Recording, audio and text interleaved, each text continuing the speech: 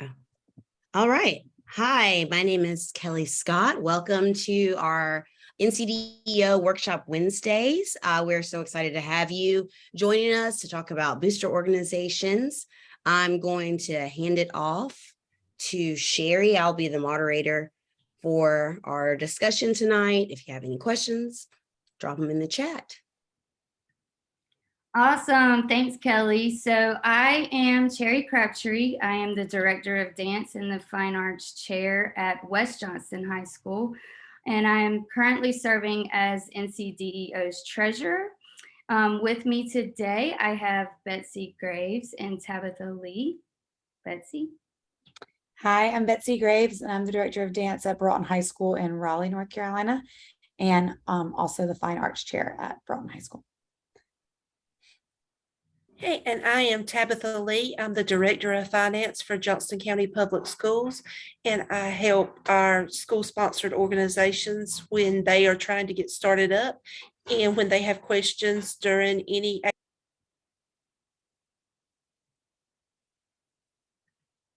Uh-oh.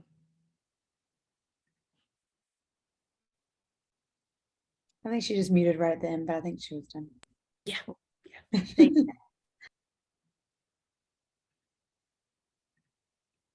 Awesome. So if you, I think Betsy wants to start us off with who's with us today and what your goals are. Yes, hi. So we're really excited to have you here.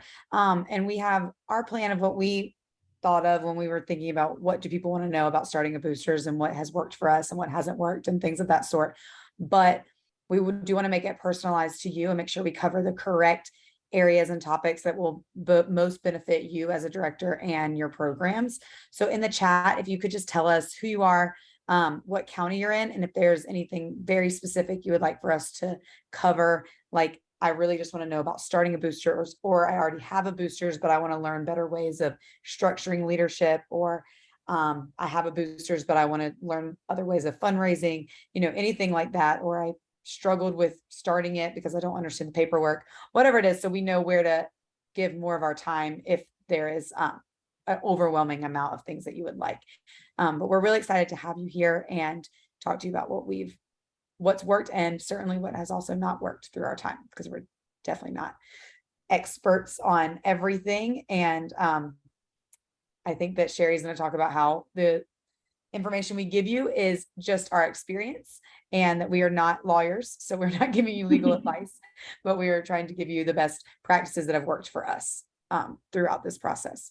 I've had my boosters for 8.5 years. So that's when we started. And Cheri actually just went through it 3 years ago. So we have different takes on it, and we're from different counties with different experiences. So, yeah. So we have, oh, I'm sorry. No, you're good. I was gonna say I'm gonna turn it over to Cheri, but I'm gonna look at the chat for sure. Yeah. So we have Kim, we have Renisha, and they're both from Cumberland County, the Fayetteville area. And then we have Jennifer from Heritage High School in Wake County. They have Marissa, she's with UNC Charlotte. And Kim says that she's interested in how to get this started off from the ground. Also, what is one thing you would have done differently?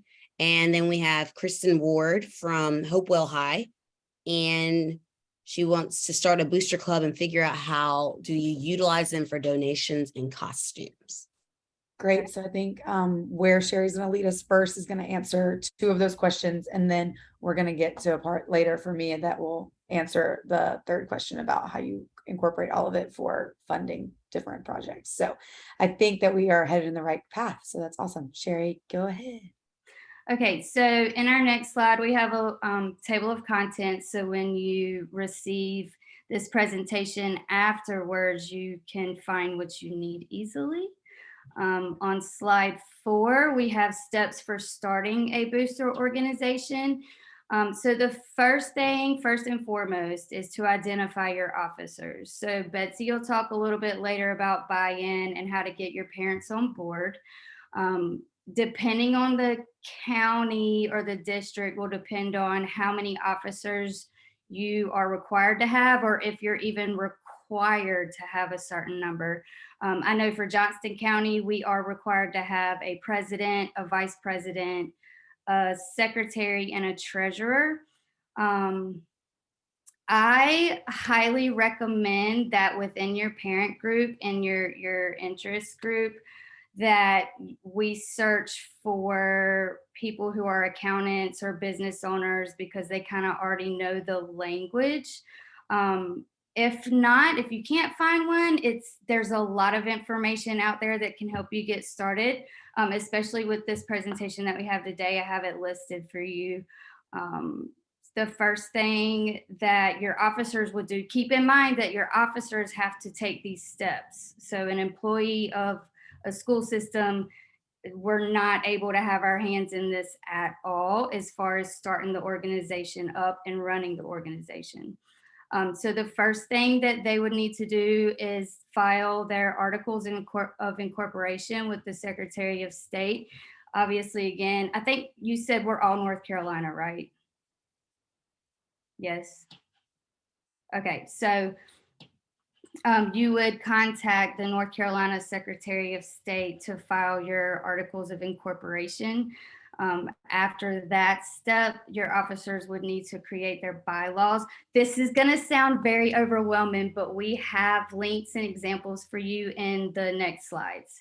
So this is just kind of a layout of steps that you would do in order.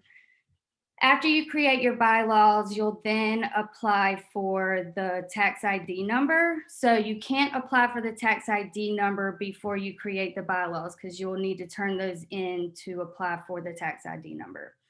After you receive your tax ID number, you can then apply for nonprofit status. That's Form 1023. If you think you're going to be raising over $25,000 or more, you will have to apply for a charitable solicitation license through the Secretary of State. And then you can also choose to register with the Department of Revenue for sales tax ID. Again, that sounds extremely overwhelming, but these are just the steps in order for you. And then on the next slide, if you can go to the next slide for me. It kind of gives you the layout of how to do these things. So our first thing that we really need to focus on is knowing your district's policies, because what Johnston County requires is not the same thing that Wake County requires.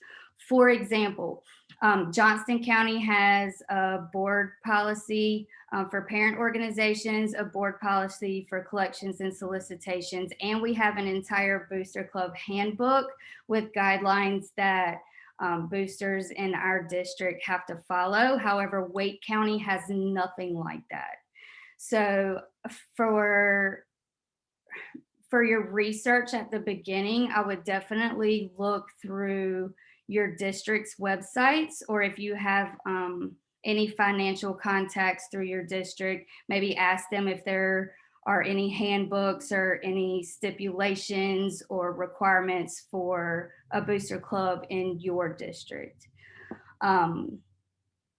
After that, you can go to the North Carolina Center for Nonprofits has this document here. Can you open that document for me, Kelly, please, ma'am? Or Betsy, whoever's sharing. Thank you. Yeah, and then scroll down to, keep going. Okay, so right here, initial planning. So I kind of just laid it out for you. This is the nitty gritty. The file's here for you to look through. You'll definitely want to give this file to your officers for sure, so that you can assure that they're doing everything that they need to do legally. Also keep in mind that when your officers put their name on your booster club, they are tagging on their personal information, their social security number, all of those things that never goes away. So you want to make sure that they understand as well. It's not a scary thing. It just assures that nobody's doing anything illegal. But they do need to be aware that they're going to be asked for their personal information. So they definitely want to read that form. Thank you. Okay, and then also keep in mind too, it costs about around, Tabitha, clarify, it's about $600 That's right. to get this organization started. So, you don't get money from the school or the state. Booster organizations and the school system are completely separate. I know that sounds kind of confusing after I said Johnston County gives us all these rules. But even Tabitha will tell you a booster can turn around and say, well, I'm going to do it this way. And there's really nothing that the school system can do about it. However, with past experiences that Johnston County has gone through, I believe they have added a couple of extra rules and stipulations and regulations and things that we just all follow. It's really not a big deal. But I would double check with your district for sure. Where are we at? Let me go out of here. Okay, so then that brings us to the bylaws. Bylaws can also look extremely overwhelming, but if you have an example, all you have to do is use the example and fill in your information. Betsy has provided the Brogdon dance bylaws, and I couldn't get my president to send me the dance ones that I have in time, but my fine arts booster was able to send me theirs. So I have an example of the West Johnston Fine Arts bylaws that you can check out. And then Betsy dropped an example of Brogdon dance bylaws. I believe I've already discussed the officers and committees. Again, know your district's policies. Example, Johnston County requires a president, vice president, treasurer, and secretary. I believe that Betsy is more along the lines of president, president-elect, or past president within her organization, which she'll talk to you about here soon. So that was a lot of information. Before we move on, that's the nitty-gritty of starting it up and getting all the initial paperwork done. I feel like before we move on to fundraisers or parent buy-in or anything like that, we should answer any questions that you may have regarding this part. So it's Kimberly here. When you all first started, did you already have funds in your department to be able to get that $600? Okay. Okay. So- I'm sorry. No, you go for it.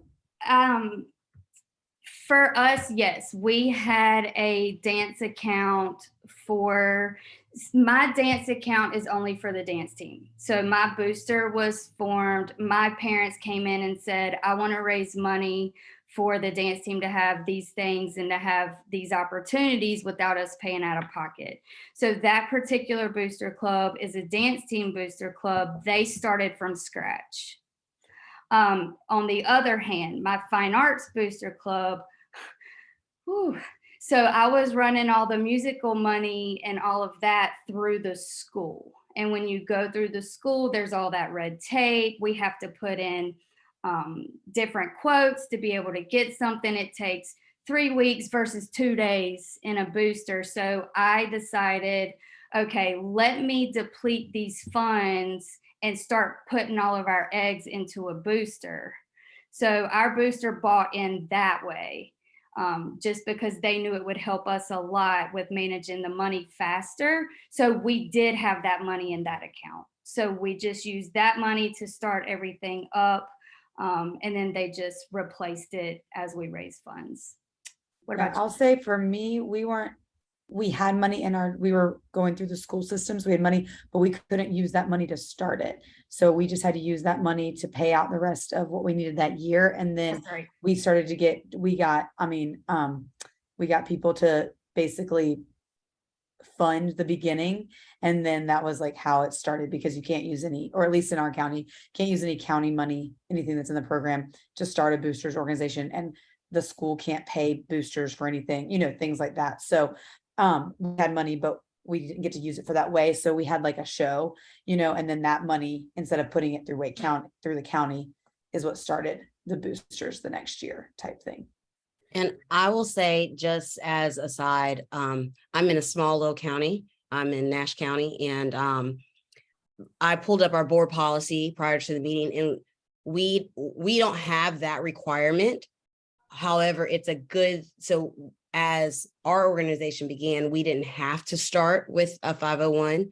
But it is good practice to work towards that, because it just really covers you. So starting our booster club, we started with everything else, and we got the tax ID, registered with the state, all of those things to start the bank account.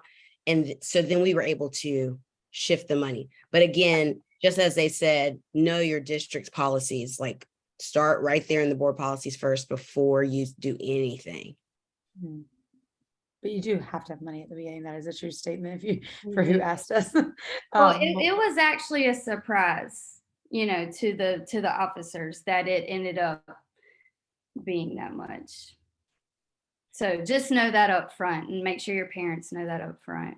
And just on the financial side, you want to make sure that you're not commingling the funds with the school and the booster club, because it truly is two separate entities. And if something was to happen with the booster club, the school can't be held responsible. Absolutely. Do we have any other questions regarding startup?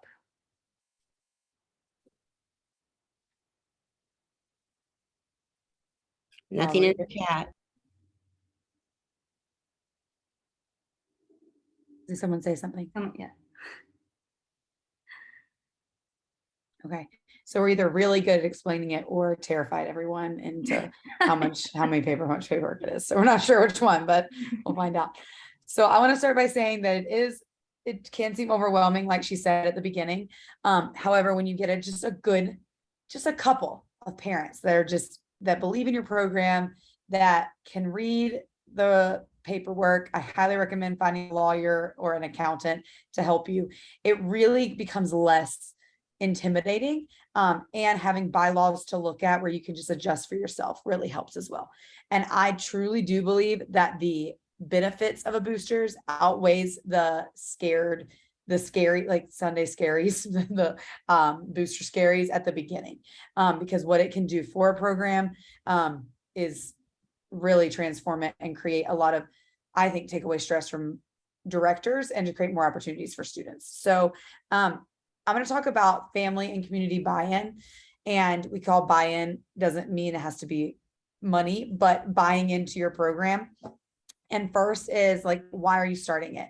In general, when you are starting the boosters, I really think it's important for every single program to figure out what is the reason you yourself are starting it, and what do you envision for this boosters organization. While yes, as the teachers, we cannot do the paperwork, we do have to create the vision of what it is, because we are the ones that are running the program.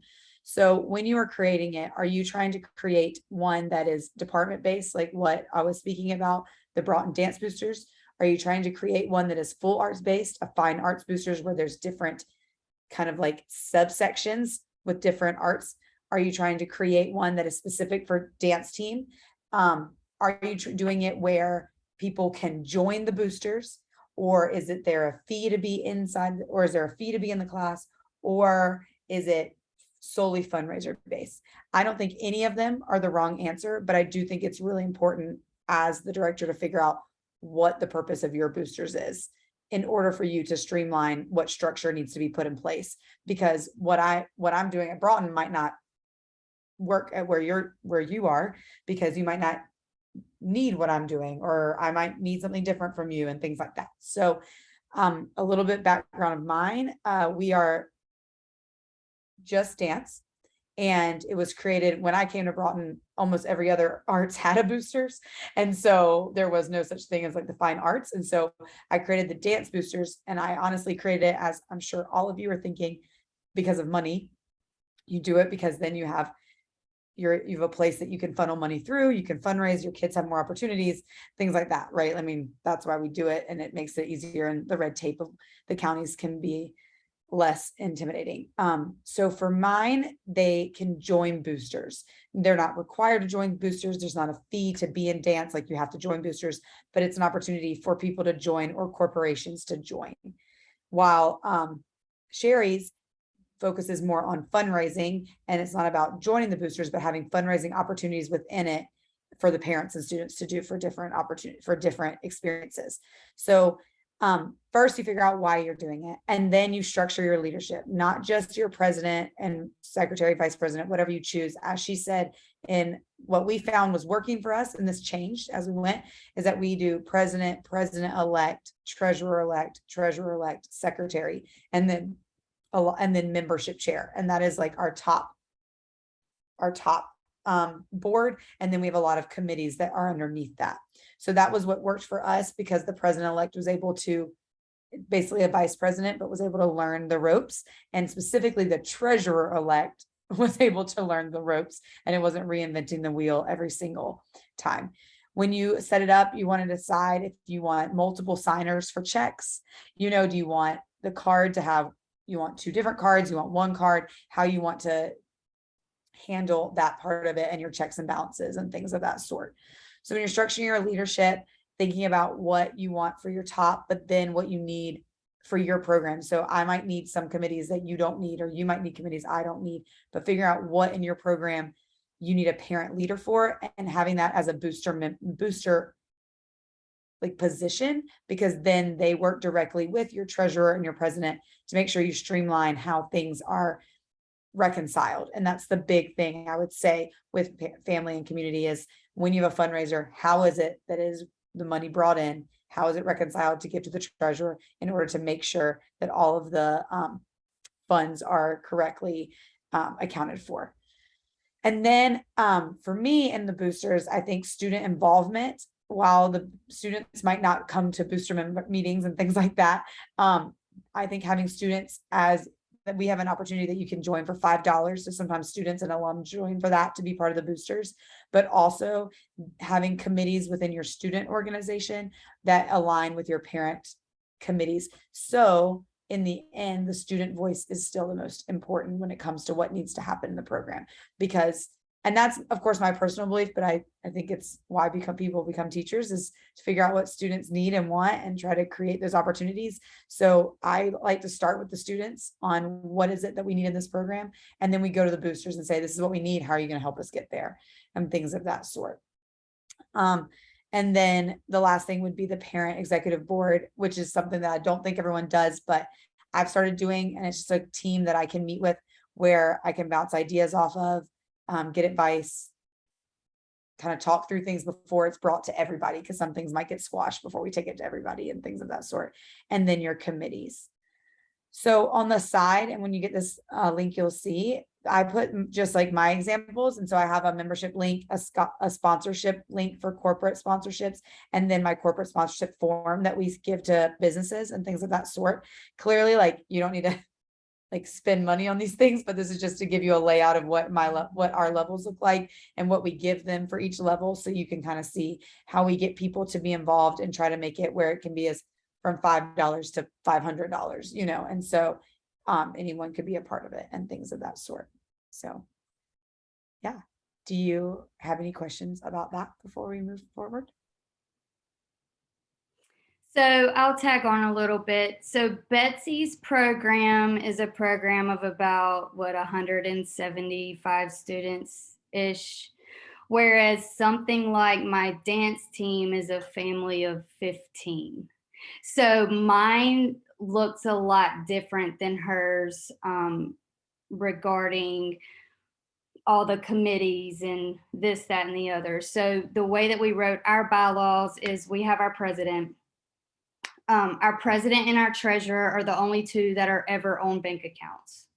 So they're on our checks. I think we can do credit cards now in Johnston County. We can't do debit cards, but they would get their own credit card with their own name on it because, again, their personal information has to be put in for those cards. So it's whoever's comfortable having the card. Mostly it's treasurer when it comes to credit cards.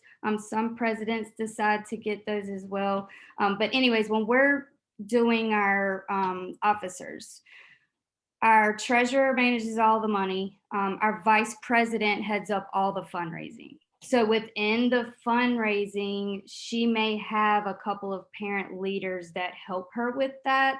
But the way that we wrote ours is vice president's job is to manage fundraising. Treasurer's job is to manage money. Secretary's job is to take all of the notes and make sure that all members get notes. They do, as far as like the students are concerned, I give the students personally, these are the options for this year. What do y'all want to do? And then at the beginning of the year, I go to my dance team boosters and I say, these are our goals for the year. This is how much it's going to cost. Do your magic. And that's kind of how the dance team runs, which is really different from what Betsy's talking about. When it comes to the fine arts, we do our officers the same way. But our fine arts booster, because band has their own, chorus has their own, dance team has theirs. We designated our fine arts booster club to handle our musicals. So band, dance, art, chorus, all do the musicals. So we feel like we should have a bank for those specific things so that they're not separated. So the only thing that our fine arts booster houses is our musical money, our musical and our Christmas show money, because we do all of that together. So that way it's not all over the place. And it's much easier to manage, but we don't have to do fundraisers. We do ad sales. We do sponsorships like Betsy said, but most of our money is ticket sales. So we just dump all of our ticket money in that account to do the next show. And if we feel like we're doing a show that's going to cost us $10,000 more, then we go out and throw out sponsorships and do fundraisers and all that. But it really, like she said, it really just depends on what your purpose is. But that's the difference between 3 different booster organizations. Yeah. So within my program, I do probably like what she does. I also have, like I take to them, this is how much we need to raise. Help me raise this much money, and things of that sort at the beginning of the year. Mine just is for the whole entire program that includes a dance team and a hip hop team and then the classes, and then the concerts and things like that, and so, and the trip gets run through that and things like that. Just everything gets run through it. Yeah. So, any questions though about this? If you run into any, yeah, absolutely. I see your hand. So I'm curious, like when you guys first got to the school that you're at now, and let's say you got in and you don't know any of the students or their parents just yet, like, did it take you you took like a semester, or you were just like, you just knew wholeheartedly this is what you needed, and so you just had a parent meeting and asked the questions? So yeah, when I came in, I definitely didn't, I was like 22 years old, so I didn't know anything about boosters at all. However, everyone else, all the other arts had the boosters. And at the time, the way that I had to buy costumes was I had to purchase the costumes personally and then wait for my school to reimburse me. And so I did that for, I would say, a year. So we didn't do it until my second year, and I was at got a little snafu with not getting the money back in time, and so I was like, oh, I can't put myself in this position anymore. So I at that time had started to develop some relationship with parents, and had mentioned, I think we need to start on boosters. And a couple people reached out to me and said, you know what, I know how to do this. I'm a lawyer. And this other person said, I'm a bank. She was like the vice president of a bank. And I was fortunate that they were like sophomore parents. So I was going to have them for a couple of years, because when I started it back then, it was a lot more steps. Now there are not as many steps of the actual paperwork. So that beginning thing, like, yes, there's paperwork, but it's not as long as it was. And so they said, it's going to take a little while. It's not just going to happen. And so that's how it happened for me. If I was starting it today and I went to a new school, I would have a parent meeting and I would say, hey, like I've heard about how beneficial this is. Here's all the things that a boosters can do. I'm looking for some parents to help create this for the dance program. Does anybody have special skills in this, and things like that? That's what I would do. Even if you didn't know the students and stuff like that, I would start to just have a meeting with parents and you can get a feel for if you feel like they're going to be the right fit.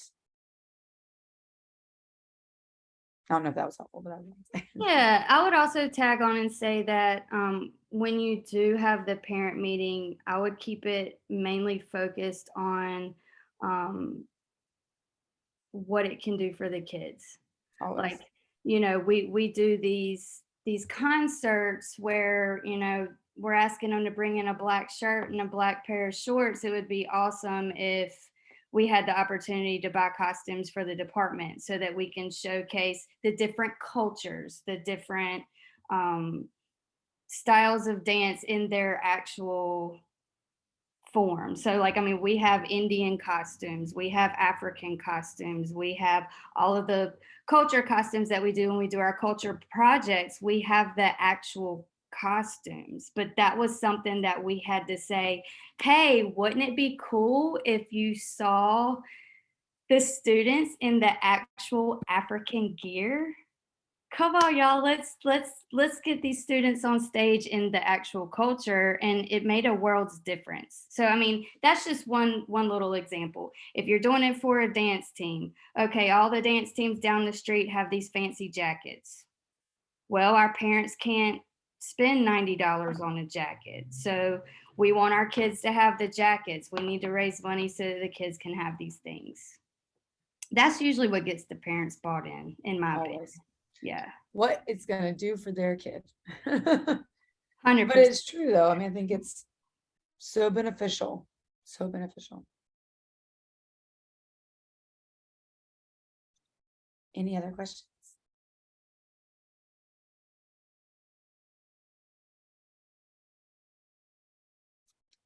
Okay, so we're just going to move into fundraising and sponsorships.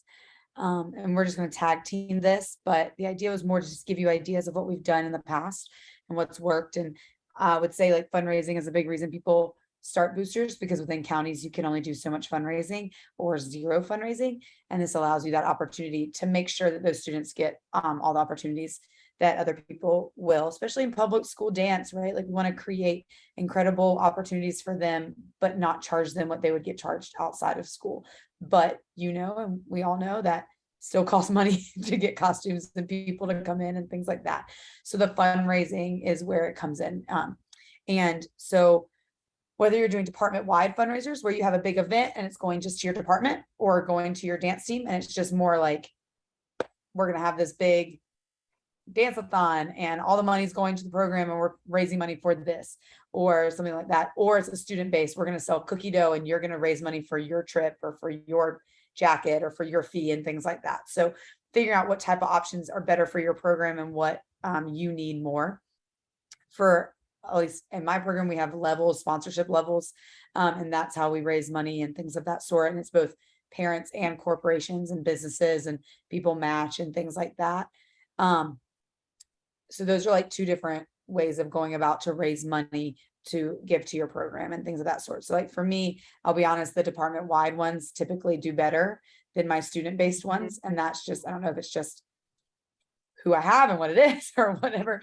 We did chocolate, that was very successful, but then cookie dough, they're like, I don't want to sell, and so, but I want the opportunity to be everywhere. So the department-wide, at least in my program, typically go to our scholarship fund that provides trips and things like that for all students, so then people can be a part of it. So I think Cheri was going to talk about ad sales. So I will say too that when you're talking to the parents, like I remember one of the things that I said to the fine arts, the dance team booster was already set when I got there. The fine arts one I had to develop, but the biggest thing for that is if we did do a large show, like we brought in the fly system for Peter Pan. That was $6,000. So when we want to do something big like that, and we do have to fundraise, and we can't do it just off of ticket sales, one of the big selling points was, hey, our school or our district only allows us to do 2 fundraisers a year. At that time, we were only allowed to do 2 fundraisers a year, and that was it. We couldn't raise any more money after that. With a booster, though, you can fundraise as much as you want. So that's also a huge selling point to the parents if your district gives you stipulations on that. As far as ad sales, we do ads. Ad sales kind of run similar to the sponsorships. So we give out the same sponsorship letter, ads in our programs. We let them know how many programs we usually sell. Some people can get ads. They can get a full page, a half a page, a business card size. They can go just in the musical ads or in the musical playbills, or they can go in all of our programs, depending on all of our fine arts programs. That's chorus, band, dance, depending on how much money that they spend. We also offer parents ads. They're a whole lot cheaper, but especially senior parents. And if parents buy ads and businesses buy ads, you definitely want to spend a little more on your program or your playbill, just because you want to make sure that you're giving back what they paid. So the parent ads we sell cheaper, but you can say, does grandma want to put a note in for Susie who played Cinderella? You can sell them that way. That makes a nice little chunk of change, to be honest. And I actually stole that from the dance studio world, because we used to do that for recital programs, and it works really well for those that like to keep their programs throughout high school. So those are We do really a similar the thing, but it's only- called shout outs, and it's just a Yeah. message to them. So, and so it's just like a list of all these messages, but people will pay, they pay $10 a shout out, and that's, Okay. just goes Cool. into a page and doesn't cost any money. But, That's but I actually love kinda what cool. she does. I just have never gone all into that because I didn't want to have to print all the pictures and stuff. But Yeah, I think it's not musical fun. is- But yeah. that's also something that I hand over to my fine arts booster. Mhm. So it's not, I mean, I do it sometimes, but I try to put that over on them some. And then I just think for corporate matchers, there are a lot of businesses that will match donations. So there's a lot of parents that will go about it in that way as well. They'll say, hey, I'm going to do this, but I'll get a matcher for it as well. So that's pretty awesome. And then grants. I don't know about your county and how grants work, but I write grants every year to get funds, and it can go to the boosters and things of that sort. And I usually write grants specifically for guest artist residencies, because that's something that, the school system's not gonna, like, they will pay for, but it's harder with them. So we do guest artist residencies through grants and things like that. See, and we don't do a lot of that. So as far as guest artists and things of that nature, so you'll have to let us know when you're having one and invite us there, Betsy. Yeah, that's why you come to DPA. Love guest artists. Yeah, we just don't have that many students, like we don't have enough students to push big things like that. Let me know. Dance class. Y'all can come take class with me. Yeah. that'd be I fun. love sharing guest artists, actually. So. And then Donors Choose is that's a program that you can go through to write your own grants for anything for your classroom. And that's for any teacher. I'm sure that your schools may have shared that with you. I've put in a couple of Donors Choose grants, but it was for a life-size skeleton. So I didn't get it and I gave up. But I mean, a life-size skeleton is what? It was something crazy. It was like $800. And I just don't think enough people wanted to put money in for that. But that's the only Donors Choose I've done. Does anybody else have experience with Donors Choose that's in the group? I've done donors choose for, I got a stereo system. I've gotten an iPod.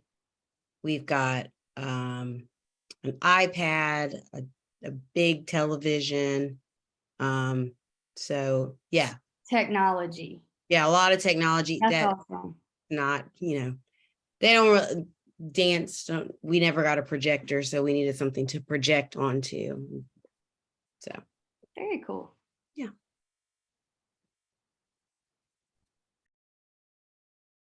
So we would love to answer any questions that you have. We're thinking about like helpful hints and things like that. I will say my one thing that I think has been really successful is not having a lot of meetings. So when you can promise the parents from the beginning that you're not going to have a lot of meetings, and in my bylaws it even states like I didn't tie myself to a bunch of meetings, and that was actually the advice of the band director at my school when she said, when you start this, do not tie yourself down to one meeting a month. You do not always need a meeting. And so I think my parents appreciate not having to be in so many meetings, and that makes them more energized to be a part of it. And then they find the area within boosters that they want to serve, and then that's the area they serve, and having a meeting after meeting. So I will say that's my like tidbit on like, don't have as many meetings as you think you need. So you can always call a meeting, but when you require a certain amount, sometimes you just have a meeting for meeting's sake, and nobody likes those. So Yeah, so one thing that Laura mentioned down here is filing taxes. So there is an audit that's done once a year, and you do file your taxes each year. We use an external auditor, and then we send a form in to our to Tabitha at our district. And then what's the form? Do you know the form off the top of your head, Tabitha? Yes, it's the Form 990. That is the nonprofit's tax return. Right. Because being a 501c3, you're tax exempt, but it does require still the filing of the taxes. And I think if it is $25,000 or less that you've raised, you can do the 990 EZ, which is really just 5 questions, very easy. But if you raise more than that, you've got to do the full form, which can get very complicated. It's very, very encompassing, very large. So that's when you would want to consult with an accounting firm or a CPA to help with all of that information, but the majority of what you have to file is not financial related on the 990. But where that goes, you file it with the IRS, and then it is posted on a website called GuideStar, which that is where some of your major donors are going to look at the financials to see if they want to donate to your organization. So, and then 990 EZ can be done electronically. Yes. Yes. We can't do that as obviously the officers will have to know how to handle all of that because we can't put our hands in it. I will say that might be another piece of advice is just, I'm glad Laura brought this up, was just, I always check with them and just make sure that it was filed and everything is kosher and we're good to go. Yeah. Yeah. Because with changing of hands every year, if you're the constant, you're the one that's going to hear about it in 2 years if it didn't happen. It never happened in my program, but a program I did know they didn't file, and then it was a mess, and so after that I was like, well, I'm going to check, and I just make sure I just send a thing and I say, just want to check to make sure that we are good with taxes, everything's finalized, things like that. 100%. And you can also look it up on the website to see if it's been filed or not. Also, if you do not file within 3 years, it dissolves. Mm-hmm. So it's really huge to check up. Even though we don't have our hands in all of that, if your treasurer slips up for 3 years, you're gone. And then when you're gone, you have to restart everything all over again. So there's that $600 again. So it's not that you can just go in there and say, hey, oops, can we, back pay or something to get? Absolutely not. You're starting all over again. That's what happened with the organization. Yeah, that's a really, really, really big important Yes. piece of information. Thank you, Laura. She says also, if you pay someone more than a certain amount each fiscal year, you need to file a 1099. That is correct. That's on calendar year, not fiscal year. So it's January to December, and it's $600 or more. You'd have to issue them a 1099 and then file a 1096 with the IRS.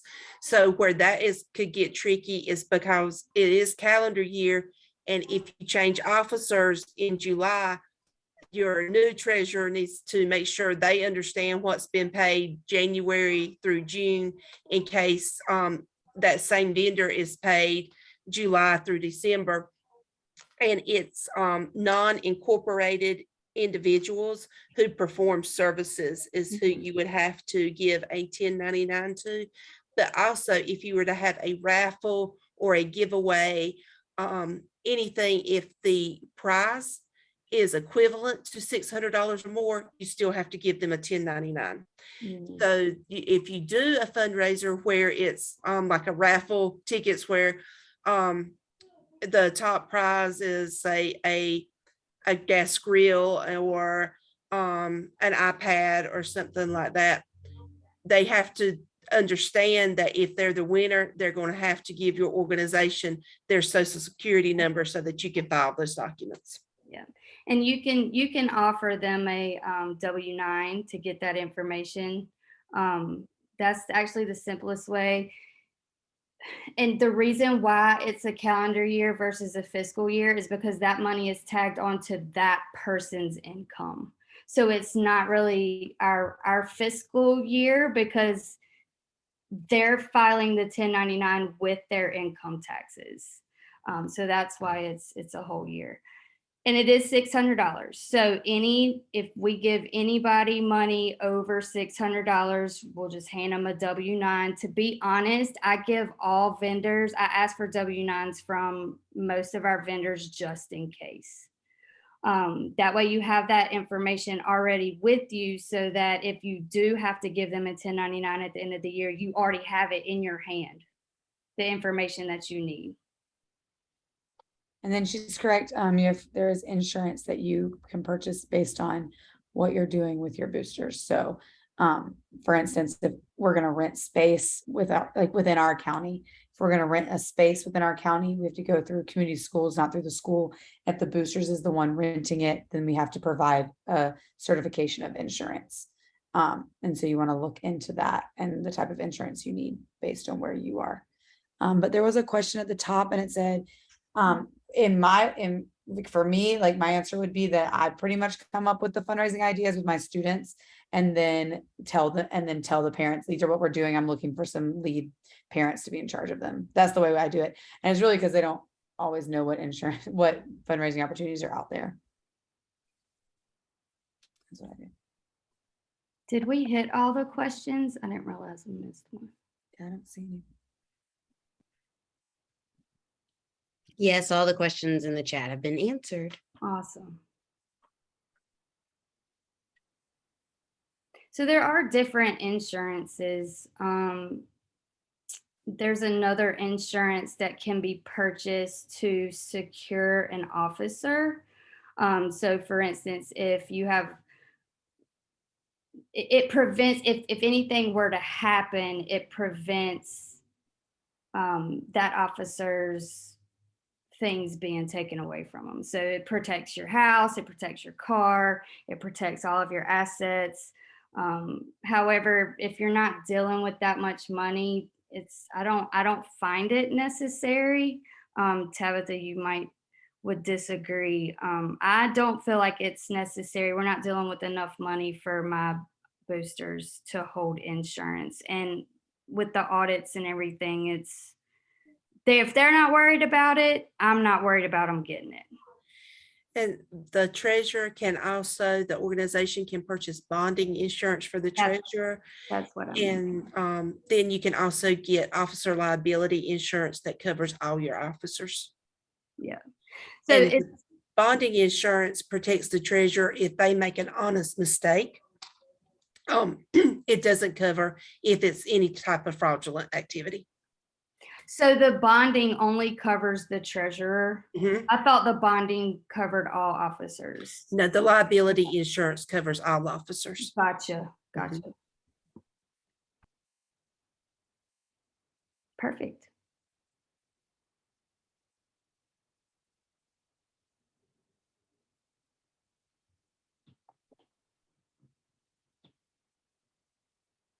Okay, so that was a lot of information. Are we sure we don't have any other? I learned some questions? things too, actually. So I know. thank you. I took some notes. So we have about 10 minutes if anybody wants to discuss anything, how to get this started and off the ground. Also, what is one thing you would have done differently? Oh, we already answered that.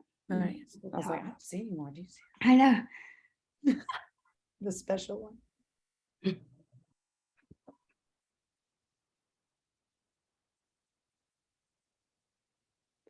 So again, if you guys don't have a Tabitha, you need one. I would find your Tabitha in your district.